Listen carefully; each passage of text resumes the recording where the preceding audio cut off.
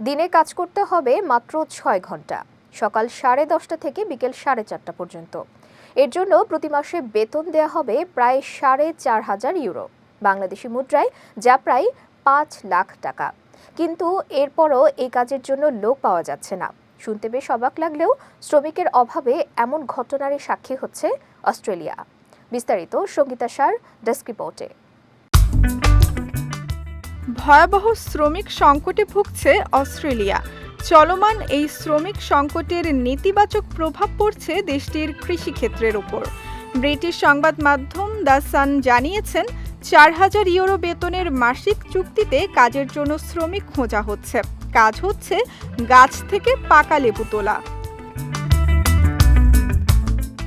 কাজের সময় সকাল 10:30 থেকে বিকেল 4:30 পর্যন্ত দৈনিক 6 ঘন্টা, কিন্তু সেই কাজের জন্য পর্যাপ্ত লোক পাওয়া যাচ্ছে না। এতে করে বড় ধরনের লোকসানের মুখে পড়তে যাচ্ছেন অস্ট্রেলিয়ার লেবু চাষিরা। চলমান এই সংকট কাটাতে দেশটির এক সংসদ সদস্য এ কাজে এগিয়ে আসতে কর্মীদের কাছে আবেদন করেছেন। অস্ট্রেলিয়ার সেই আইন প্রণেতার পোস্টে সাড়াও মিলেছে প্রচুর, কিন্তু কাজ করার জন্য কর্মী তেমন মেলেনি। সংসদ সদস্য অ্যানি ওয়েবস্টার জানান, লেবুর ফার্মে প্রচুর পাকা লেবু মাটিতে পড়ে নষ্ট হচ্ছে। এর জেরে লাখ লাখ টাকার লোকসান হচ্ছে। ওয়ালটন ফ্রিজ কিনে অনেকের মতো আপনিও হয়ে যেতে পারেন মিলেনিয়াল।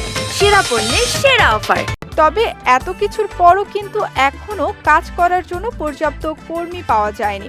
দর্শক, চাইলে আপনিও কিন্তু সুযোগটি নিতে পারেন। সঙ্গীতা শাহ, বিজয় টিভি নিউজ ডেস্ক।